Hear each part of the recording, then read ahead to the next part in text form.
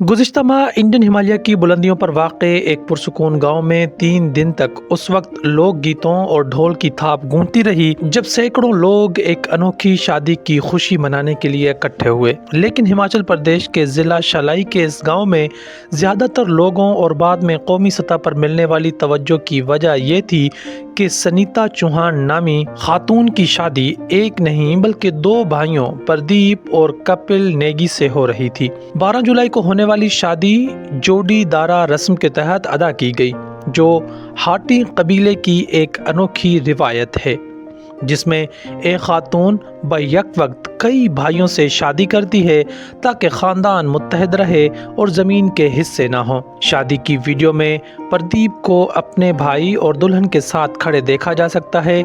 सरकारी मुलाजिम प्रदीप ने प्रेस ट्रस्ट ऑफ इंडिया से बात करते हुए कहा कि हमने ये रिवायत सबके सामने निभाई है क्योंकि हमें इस पर फख्र है और ये हमारा मुश्तरका फैसला था। उनके छोटे भाई कपिल, जो बैरून मुल्क काम करते हैं, ने कहा कि हम अपनी बीवी को एक मुत्तहिदा खानदान के तौर पर सहारा, इस्तेहकाम और मोहब्बत दे रहे हैं। हम हमेशा शफाफियत पर यकीन रखते हैं। सनीता, जो इसी जिले के गांव कनहट से ताल्लुक़ रखती है, ने वाज़ेह किया कि उन पर इस रिवायती शादी के लिए कोई दबाव नहीं डाला गया। उन्होंने हिंदुस्तान टाइम्स को बताया कि मैं इस रिवायत से वाकिफ़ थी और मैंने अपना फैसला बगैर किसी दबाव के किया। प्रदीप ने मुख्तसरन कहा कि ये हमारी रिवायत है, हमारी सकाफ़त है। मुझे समझ नहीं आता कि सबको एक ज़ाती मामले में क्यों दिलचस्पी है। सोशल मीडिया पर इस शादी के वायरल होने के बावजूद मकामी लोग कहते हैं कि इस इलाके में इस तरह की शादियां आम हैं। शलाई के रिहायशी 55 साला रघुबीर तोमर ने कहा कि ये सदियों पुरानी रिवायत है, उस वक्त की जब यहाँ के लोग पहली बार आबाद हुए।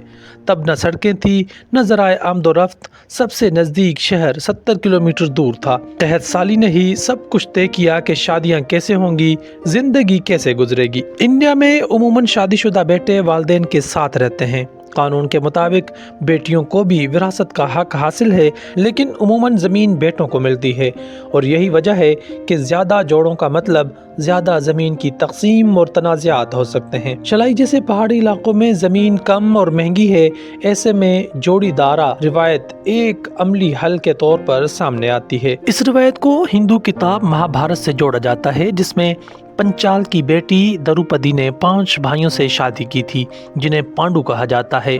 हाटी बिरादरी खुद को इन्हीं पांडु का वारिस मानती है, इसीलिए इस रिवायत द्रौपदी ब्याह या पांडु पराथा भी कहा जाता है। सनीता का कहना है कि उन्होंने दोनों भाइयों से शादी अपनी मर्जी से की है और ये एक ऐसे पहलू को भी जाहिर करता है कि अक्सर औक़ात इस रिवायत में ख़ानदान का दबाव भी मौजूद रहता है, जैसा कि मुल्क में कई दूसरी रिवायती शादियों में होता है। नेगी के घराने में इस मुश्तरका रिश्ते में दोनों भाइयों के 7 बच्चे शामिल हैं। उन्होंने कहा कि बच्चे हम दोनों के हैं, इसका ये मतलब नहीं कि बच्चे मुझे या उससे चचा कहें, हम दोनों बाप हैं।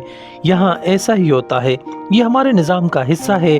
जब हम दुल्हन के घर वालों से बात करते हैं तो ये समझा जाता है कि वो दोनों भाइयों की बीवी होगी, किसी को बुरा नहीं लगता। एक ही ख़ानदान में ज़्यादा मर्द होने का मतलब बेहतर हिफाजत, काम के लिए ज़्यादा काम और कम अंदरूनी झगड़े था। और अगरचे ये रिवाज ज़ात पात से जुड़ा नहीं और हर तबके में पाया जाता है, लेकिन ये बतदरीज जदीदियत करती ज़मीनों, शहरी हिजरत, तालीम और इफरादियत के बायस ख़त्म हो रहा है। गाँव के बुजुर्गों का मानना है कि ये रिवाज मुफीद है और जब तक काफ़ी लोग इसे आगे बढ़ाने के हामी रहेंगे ये चलता रहेगा। कोटा कवानो गांव के रिहायशी के मुताबिक आजकल माशरे में मोहब्बत कम हो रही है। लोग तालीम हासिल कर रहे हैं, अलग अलग शादी कर रहे हैं, शहरों को जा रहे हैं और अपनी ज़मीन और लोगों को पीछे छोड़ रहे हैं। उनके बकौल हम आपसे कहते हैं कि इस रिवाज को फैलाएं, ये भाइयों और ख़ानदानों में मोहब्बत कायम रखता है।